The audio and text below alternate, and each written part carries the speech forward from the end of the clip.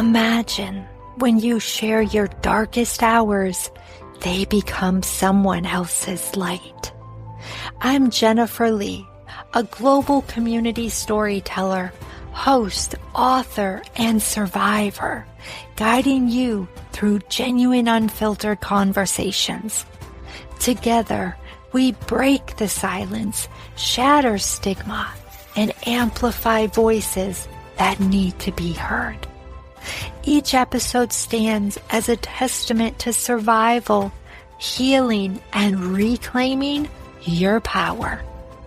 Listen to I Need Blue on Apple Podcasts, Spotify, YouTube, or your favorite platform.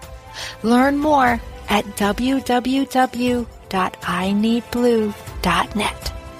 Trigger warning: I Need Blue shares real-life stories of trauma, violence, and abuse meant to empower and support. Please take care of yourself and ask for help if needed. Now let's begin today's story. I was introduced to Everyday Feathers by a friend who invited me on a walk to support this meaningful nonprofit. Their mission, supporting families facing a dog's cancer diagnosis while promoting mental health through the love of dogs, immediately resonated with me. The walk was a powerful experience. Surrounded by nature, dogs, and a shared purpose, I felt a deep connection. Dogs aren't just pets, they're family. They offer comfort, reduce loneliness, and help us stay present, playing a vital role in emotional healing. Later, I reconnected with Laura, one of the organization's directors of Everyday Feathers. A former teacher and now a licensed school psychologist, one of the most critical roles in her career has been offering mental health support to students in the aftermath of traumatic events. Living in South Florida, Laura was among the mental health professionals called upon after the devastating mass shooting at Marjorie Stoneman Douglas High School in Parkland in February 2018. In the days that followed, as she supported grieving students, she witnessed firsthand the powerful and calming impact therapy dogs had on the school community. Amid unimaginable loss and trauma, these animals brought comfort, stability, and healing. It was in that moment that Laura realized the profound role dogs could play in supporting our collective mental health, and she was inspired to take action. Everyday Feathers was born from that realization, a mission shaped by need, fueled by compassion, and driven by the healing power of the human-animal bond. I'm so excited to continue this discussion. Without further delay, welcome Laura, and thank you for being my guest on the I Need Blue podcast. Thank you so much for inviting me to be a guest today. I am thrilled to have this opportunity to talk to you. Me too. First, I have to ask, did you have pets growing up?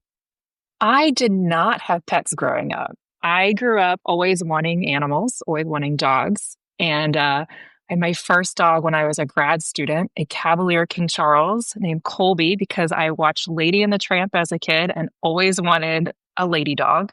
So Colby was mine, but I always wanted labs. So I didn't get my first lab until my adulthood, and that was Furry. And we had Bella, who was my partner's lab as well. But my first dogs were adult dogs.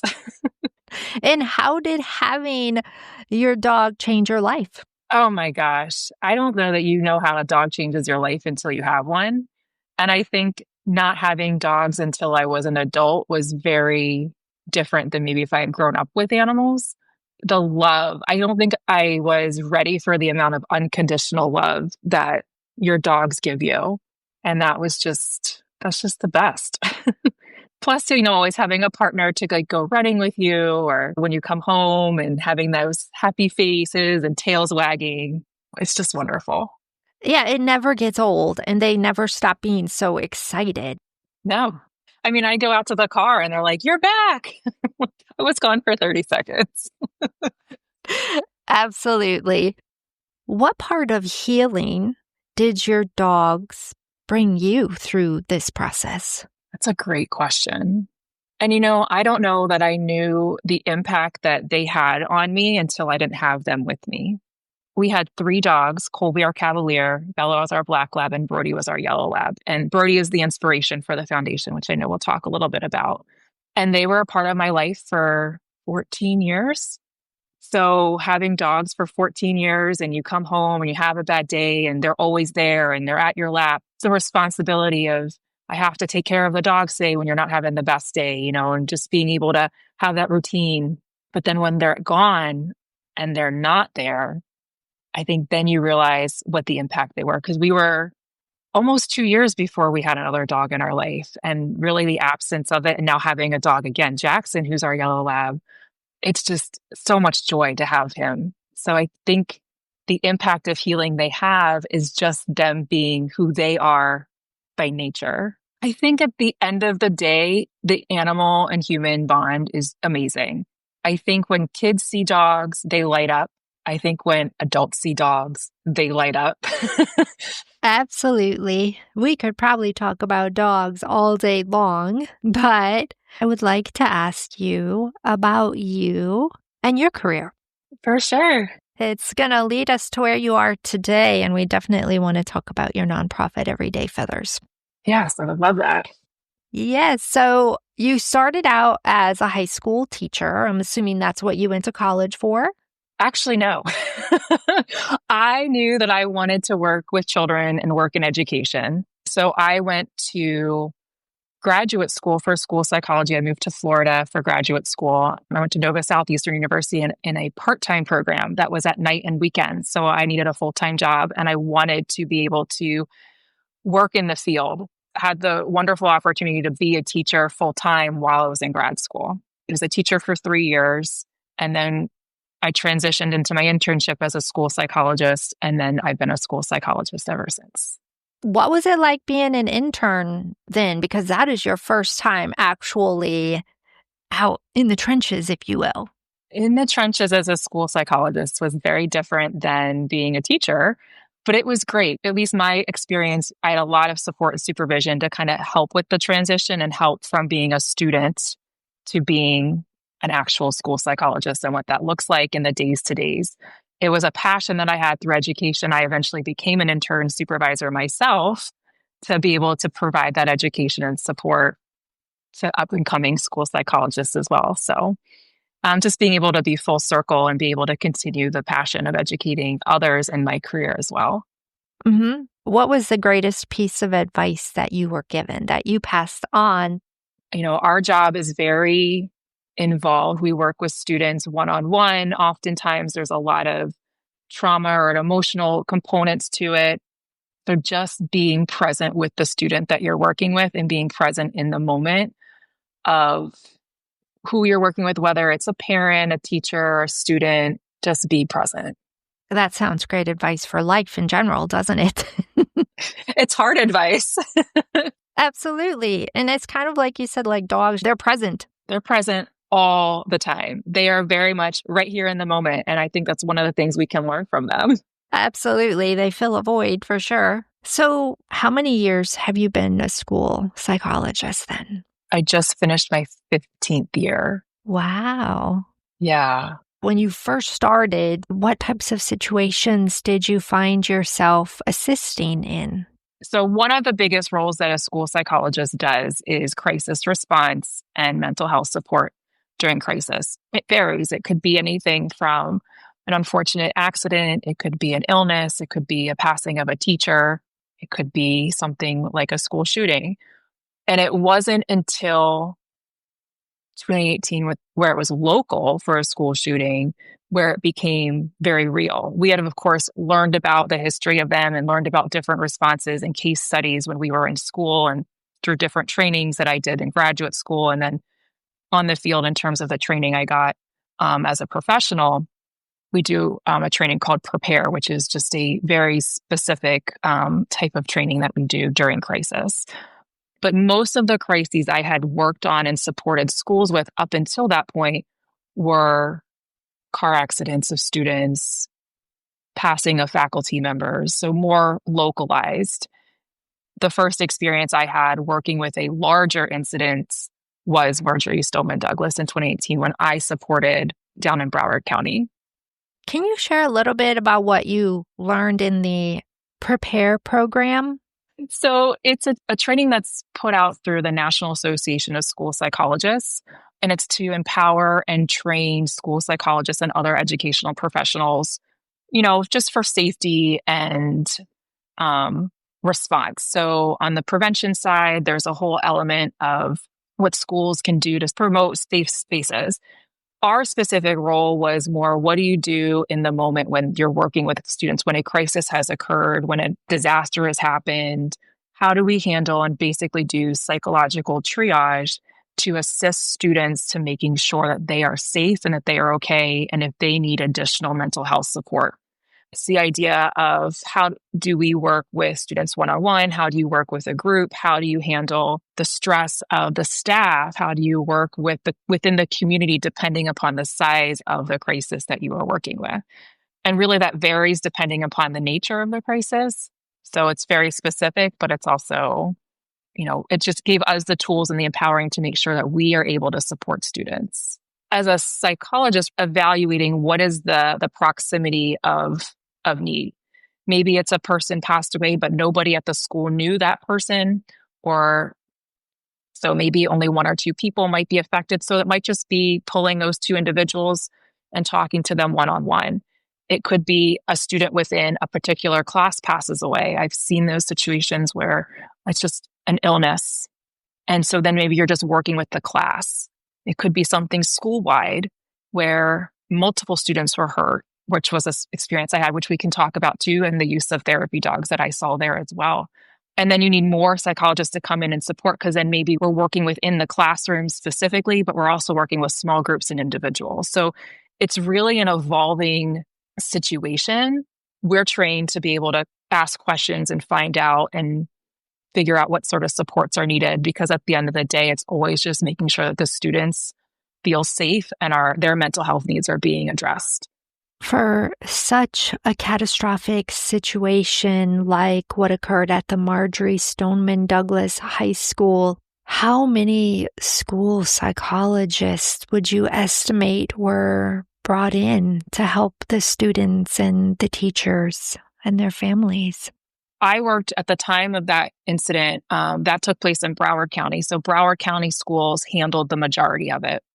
But because it was so large and so many students were impacted, I worked for Palm Beach County School District at the time. Many of us from Palm Beach County volunteered our time to go down to assist, because they just didn't have enough support, as well as you get to a period of time where, as a responder, you also need to take a step back. So the number of people that were there, I don't recall. There was a lot. My role in that particular event, there was a middle school on the same campus as the high school. The week after the shooting, the middle school reopened, and all of those students returned to school for the first time.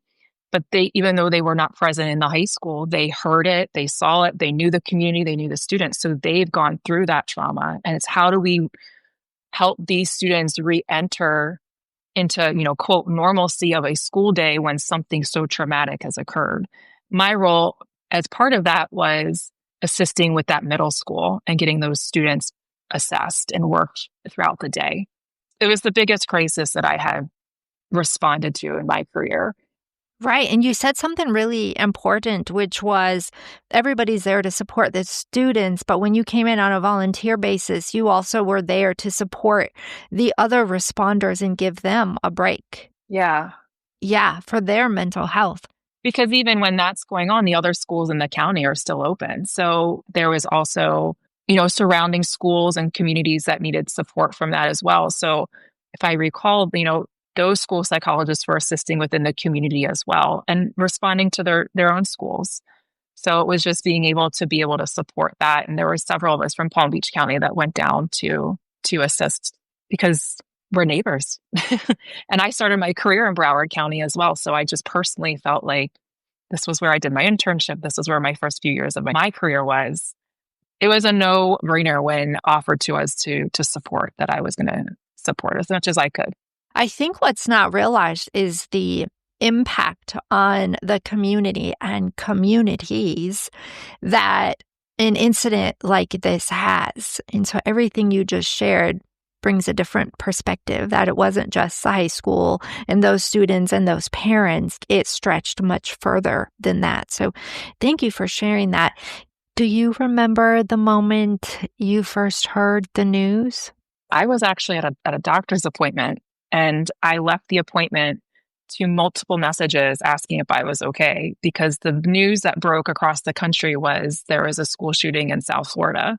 And so my family didn't know. So they were reaching out to me if I was okay. And I was like, I'm fine.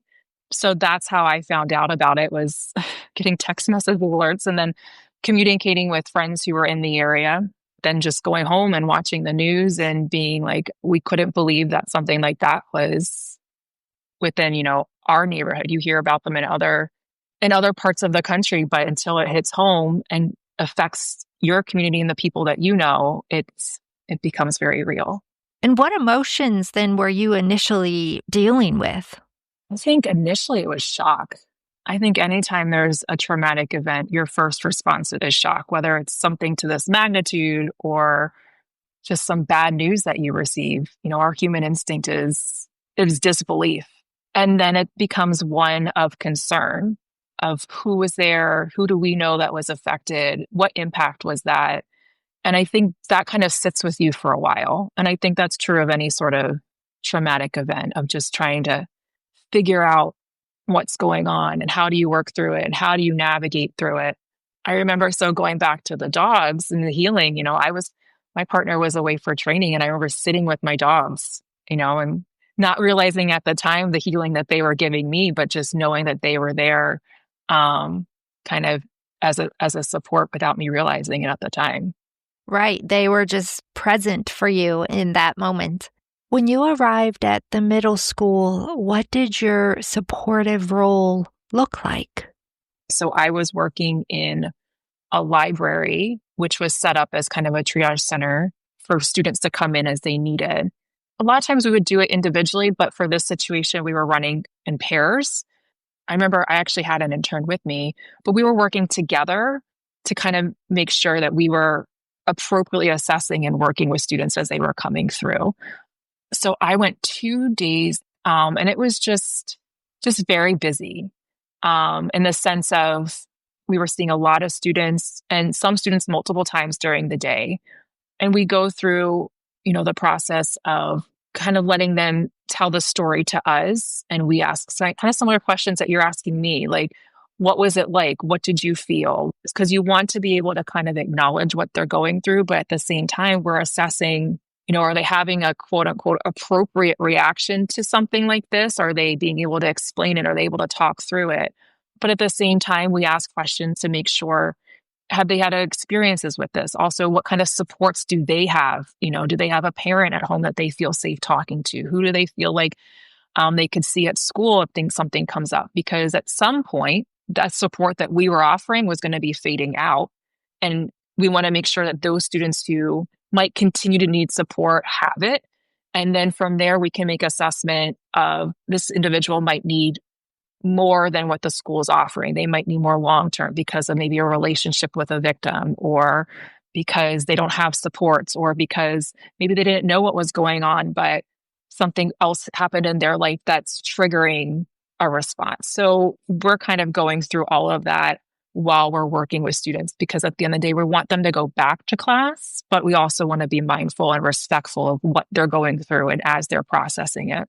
And that was really the first time that I saw therapy dogs in action, because it was wonderful. There was a organization that came down and they brought their golden retrievers, and they were available for whatever we needed. And so we got to a point where some students were having a hard time opening up with us. And so, you know what, like, let's go take a walk.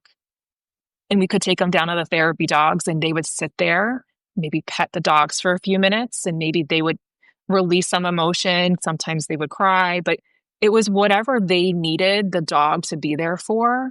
And the power that moment allowed for students to start healing, or for us then to be able to work with them a little bit more, was incredible.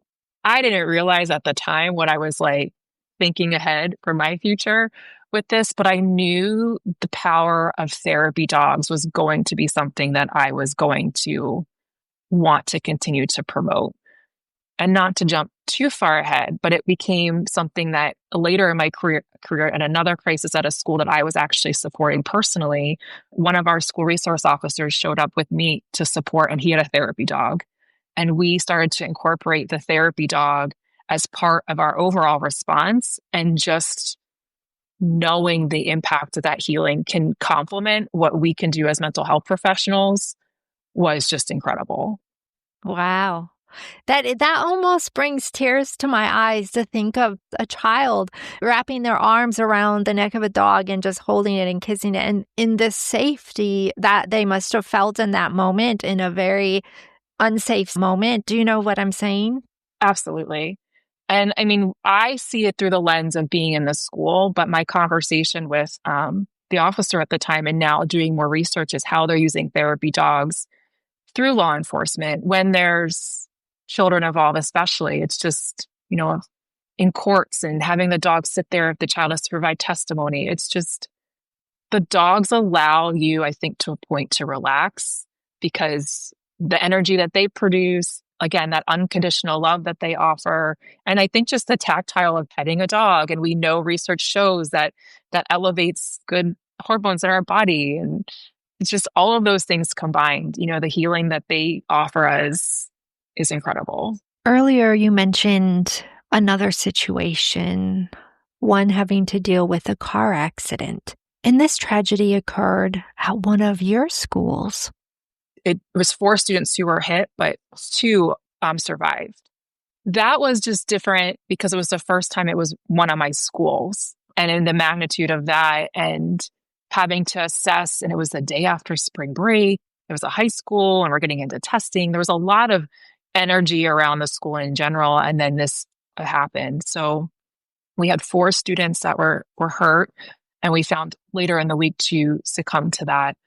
So it was the emotion of, okay, I have to step in, and this is where we're working with. And I personally quickly would go into like an assessment. All right, my psychologist hat is on, my person hat gets left behind, and I will work with that person later, because I go into how am I going to support the school? How am I supporting these students? And so it was planning with administration and the other team at the school. So like the school counselors, because they're able to assess as well. And then, like I said, we had a school resource officer who had a therapy dog who showed up too. And so he was part of the planning, and he called in some of his colleagues from the local sheriff office with therapy dogs. And I was like, we're using them with our psychological assessments. So we had thought dogs that went into the classrooms. And we also had one dog that stayed down within the central location also to provide support for students when they were coming down by themselves. And I believe also, like during free periods, we had one of the dogs kind of just walking around, just kind of keeping an eye out. Like, are there any students that we think might be affected or need? Because we're constantly just wanting to make sure that students are safe, they're stable physically and emotionally. And how long are the dogs typically then at the school supporting? So in that situation, I can only speak for myself. I don't know that that's an event that's used anywhere else.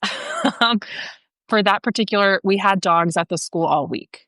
And then at the end of the week, we kind of reassess and kind of check in back in, like who still needs support, how much support is still needed to kind of manage the immediate emotional support, and what can the school itself handle. Okay, thank you. And after these incidents, how is Laura when she takes off that psychology hat? That's a great question as a follow-up, because I said I put on like my work hat and then the other one. That's where, and something we teach students too, you have to engage in self-care. You have to be able to put yourself first. This one's where I might go for a day, if it's just kind of like a debriefment, go for a walk. The time, for Stoneman Douglas, I had my dogs at home. So it was just going home, taking care of them, kind of trying to get back in my own routine. But I do remember after that one, after working on the second day to support students there, I met up with friends who were in the area. as well. And we just kind of talked about it. And I had to go through my own, what was my experience? How did I feel? How was I able to go through that so I could get that out? And then kind of just be like, all right, I've processed this, to the point I remember at the time my supervisor reached out to me and she's like, can you come next week too? And I was just like, I can't, because I have to put my emotional self first. And I've kind of worked through that. And I'm at my emotional capacity to support, because as a giver, you have to be able to know what your limits are, because it can quickly burn you out. And I'm grateful to have a partner now. Like, after the incidents with the 4 students at my school, he knew. Like, I remember getting home from work that day and he was like, all right, we're going for a walk. We're going out to dinner. We're going to the beach. You just need to be able to check your own mental health in those moments. Yeah, I love that you self-advocated, because that can be the hardest thing for people to do when you're a giver. And especially as like an empath, as people in the educational field, as women, like, we just want to be able to continuously support. And so you have to kind of know where that balance is. Let's talk about everyday feathers. Yeah. How we can get the word out for you, because you have shared so much firsthand valuable information of how dogs are healing. Yeah. So the Everyday Feathers Foundation is inspired and for my dog Brody, who was our yellow lab, who was with me through many of those traumatic experiences. He's just the best yellow lab. I could talk your entire podcast episode, as I'm sure anybody could come on here and talk about their dogs. But we lost him about 4 years ago, unexpectedly. He was 9, to cancer, a short time from the time he was diagnosed to the time we lost him. And the day after he passed, I found a feather on the road. I never find feathers. And I was like, well, that's interesting.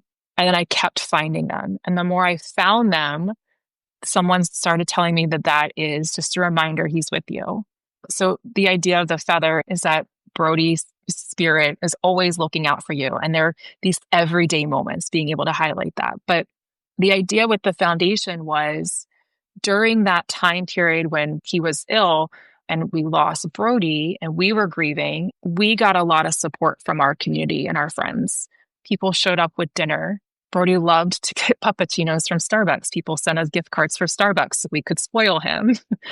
People dropped treats off our door. Our friends let him go swimming in the pool. So the immeasurable amount of kindness that came out of such a moment of grief, and it was something that I have sat on and I've wanted to just pay that forward and acknowledge people whose their dogs are going through a cancer diagnosis, because it's traumatic.